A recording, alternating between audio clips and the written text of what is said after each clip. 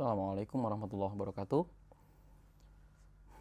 24 jam terakhir ini kita mendengar kabar kesyahidan seorang jurnalis yang model jurnalismenya itu membuat kita merasa seperti sahabat beliau rahimallahu ta'ala. Beliau adalah Saleh Al-Ja'farawi yang mana beliau syahid hanya sekitar 24 jam sebelum saudara beliau yang juga merupakan seorang pejuang yaitu Naji Al-Ja'farawi dibebaskan dari tahanan penjajah karena kesepakatan pertukaran tawanan antara pejuang dengan penjajah. Nah, tapi yang membuat ini menjadi istimewa, yang membuat ini menjadi kasus yang menarik adalah ternyata pembunuh Saleh Al-Ja'farawi adalah warga Gaza sendiri.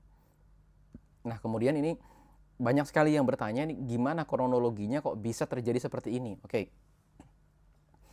Pertama gini teman-teman sekalian, di tengah peperangan kurang lebih sekitar awal tahun 2024, penjajah itu putus asa karena tidak bisa menghancurkan pejuang dari luar. Tentu saja pejuang dalam hal ini tidak hanya Hamas, tidak hanya Fatah, tidak hanya orang-orang yang ada di dalam Gaza, akan tetapi juga kemudian tidak bisa menghancurkan pejuang-pejuang dari faksi-faksi lain karena di setiap kota itu kan ada brigade-brigadenya sendiri-sendiri. Nah, kemudian ya tentara penjajah itu mencoba bekerja sama dengan satu tokoh Palestina yang saat ini ada di Uni Emirat Arab akan tetapi masih memiliki loyalis di dalam, dan orang ini memang dikenal cukup licik dalam tanda kutip. Ya, beliau ini memiliki loyalis-loyalis yang ada dalam Gaza berupa beberapa keluarga yang memang dari sananya sudah anti gerakan H. Kok bisa ada orang anti gerakan H? Nah, ini dulu yang perlu saya jelaskan. Kan gerakan H itu merupakan salah satu faksi pejuang yang ada di dalam Gaza. Merupakan salah satu partai politik, salah satu ormas gitu loh. Contoh di Indonesia ada Muhammadiyah. Nggak perlu semua orang pro dengan Muhammadiyah. Ada saja orang anti Muhammadiyah. Karena memang bisa jadi di beberapa cabang Muhammadiyah ada problem ini bukan problem ideologis, tapi problem-problem lokal yang gagal diselesaikan malah menjadi anti Muhammadiyah. Begitu juga dengan NU, misalnya ada orang di beberapa tempat yang memang di situ NU mayoritas, dan karena mayoritas tentu orang-orang di dalamnya ada banyak jenis gitu ya.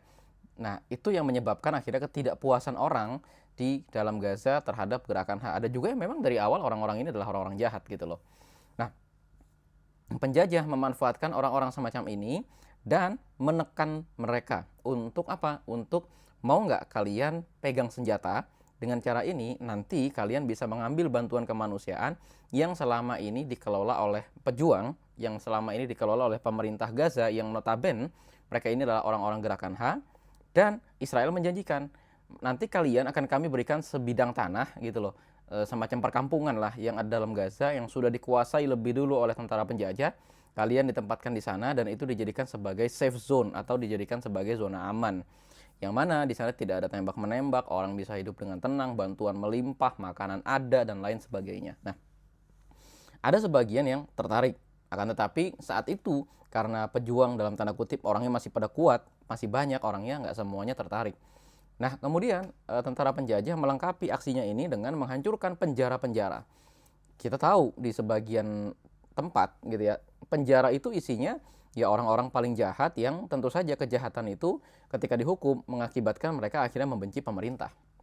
Maksudnya gimana? Iya dong, bayangin ada orang jahat, ya kejahatan mereka ada yang korupsi, ada yang ini, ada yang itu, di penjara, pasti kebencian mereka kepada pemerintah berlipat-lipat. Tentu kebencian mereka tuh maksudnya kebencian kepada penegak hukum, yang dalam hal ini penegak hukum di dalam Gaza adalah gerakan H. Nah, kemudian mereka ketika dibebaskan, diberikan senjata oleh penjajah, diperintahkan untuk misinya merebut jalur Gaza dari tangan gerakan H. Nah, mereka-mereka inilah cikal bakal dari geng-geng penjahat, geng yang suka mengambil bantuan kemanusiaan dan menembaki para pejuang serta memberikan informasi di mana terowongannya, di mana gudang-gudangnya, di mana posisi para pejuang apa dan lain-lain sebagainya. Kok bisa? Iya. Kan sebagian mereka kemudian ada yang sakit, ada yang menyamar menjadi warga biasa dan lain sebagainya. Mereka mencari informasi dan seterusnya sehingga keberadaan pejuang dan seterusnya itu akhirnya bocor. Nah, sekian lama berjalan peperangan, mereka ini semakin kuat, dan tentara penjajah memberikan mereka, betul-betul memberikan mereka sebidang tanah yang di sanalah mereka bisa berkuasa, Dan jadi jangan dibayangkan tanah ini tanah kecil gitu ya, enggak. Ya semacam satu klaster lah gitu, satu klaster perumahan yang mereka berkuasa di sana, bantuan kemanusiaan itu dimasukkan ke sana semua oleh tentara penjajah. Nah, kok bisa tentara penjajah masukin bantuan ke sana? Iya, jadi misalnya nih kita nih habis ngirim bantuan kemanusiaan ke Jordan lewat Jordan. Misalkan 100 truk kita masukin. 20 truk diantaranya itu akan diambil oleh tentara penjajah dan dimasukkan ke kantong-kantong masyarakat yang tadi tuh yang dikelola oleh para geng-geng penjahat ini, atau yang sebagiannya justru diberikan oleh penjajah ke pedagang-pedagang culas yang ada juga di dalam Gaza. Nah, nanti pasti ada pertanyaan, oh berarti nggak semua orang Gaza orang baik dong. Nah, ini juga yang harus kita luruskan. Gini teman-teman sekalian, memang Gaza sebagai sebuah tempat isinya 2,5 juta orang, gak mungkin isinya orang baik semua gitu loh. Pasti di antara mereka ada juga orang-orang yang kalaupun mereka tuh bukan orang jahat, mereka tertekan karena perang, mereka shock karena keluarganya syahid semua, mereka shock karena rumahnya hancur, dan akhirnya terpancing untuk minimal mengatakan, ini ngapain sih kok ada gerakan hak ngambil perang-perang segala gitu sehingga keluarga kami syahid. Ada aja pasti orang semacam itu, dan itu mereka berhak mengatakan semacam itu ya. Mereka bukan orang munafik, mereka hanya orang yang dikagetkan dengan keadaan dan seterusnya. Lalu yang kedua, ada juga mungkin orang-orang yang memang dari sananya jahat, mereka sudah dipenjara dan mereka juga memang berkelompok ya, sehingga mereka ketika ada peluang, ketika gerakan hak bisa kita bilang melemah karena perang yang terjadi, mereka mengambil kesempatan, mereka menerima senjata dari penjajah dan memerangi gerakan hak serta menciptakan kekacauan. Nah, inilah kemudian yang terjadi di jalur Gaza. Akhirnya ketika perang berakhir, ini muncul ancaman buat mereka. Ancamannya apa? Ketika perang berakhir, kan mereka tidak lagi dilindungi oleh penjajah karena wilayah mereka ada di dalam Gaza.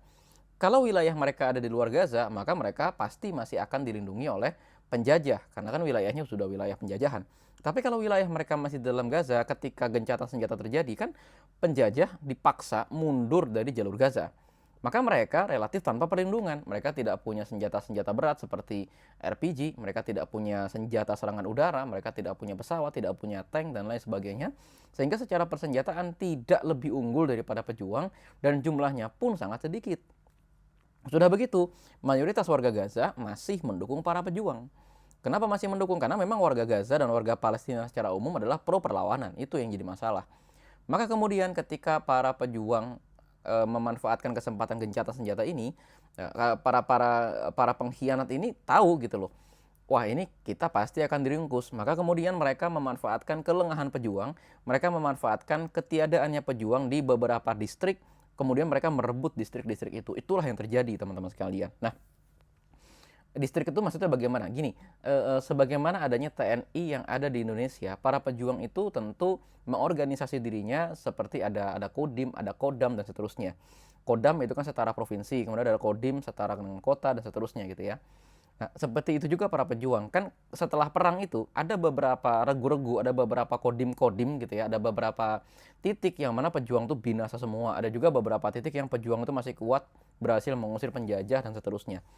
Nah, di lokasi-lokasi yang ditempati oleh para pengkhianat tadi, ada beberapa tempat yang memang para pejuang itu kalah, ada juga beberapa tempat yang di sana para pejuang itu unggul. Ya biasalah ya, pasang surutnya pertempuran gitu. Nah, kemudian mereka menciptakan kekacauan. Ketika para pengungsi itu datang, mereka memaksa para pengungsi untuk membaiat mereka.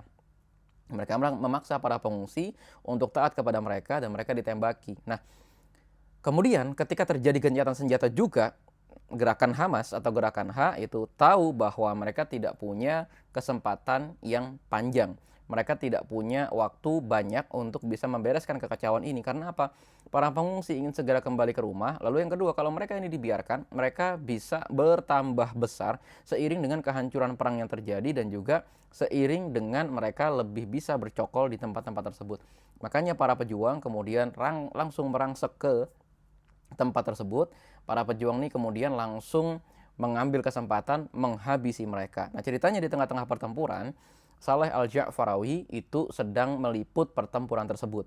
Tapi kemudian Saleh Al-Ja'farawi diculik. Nah, ketika proses penculikan itu, dia dipukuli dan ditembak dengan 7 kali tembakan.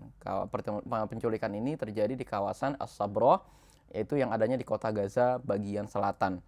Dan sebetulnya kejadian pertempuran melawan para pengkhianat ini bukan cuma di kawasan Sabroh, tapi juga di kawasan Deir al-Balah atau juga ada di kawasan Khan Yunis, begitu juga dengan yang ada di kawasan Rafah. Di kawasan As-Sabroh, kota Gaza, para pengkhianat ini berasal dari klan yang namanya keluarga Daghmash. Kita nggak mengatakan semua keluarga Daghmash itu pengkhianat, akan tetapi memang sistem klan yang ada di Gaza itu masih sangat kuat. Kalau kita mau ambil contoh, di mana ya? Di Indonesia sudah tidak ada hal semacam ini ya. Marga-marga lah gitu bahasanya. Ada marga yang kemudian marga-marga ini menjadi marga yang kuat, dan penjajah itu menghubungi kepala marganya, memberi dia senjata, dan kemudian anak-anaknya semua diberikan senjata. Kondisi yang terjadi itu seperti itu. Kalau di Deir al-Balah, ini para pejuang menghabisi para pedagang-pedagang licik yang selama ini mereka bekerja sama dengan penjajah, mengambil bantuan kemanusiaan lalu menjualnya kepada orang-orang Gaza dengan harga yang sangat tinggi.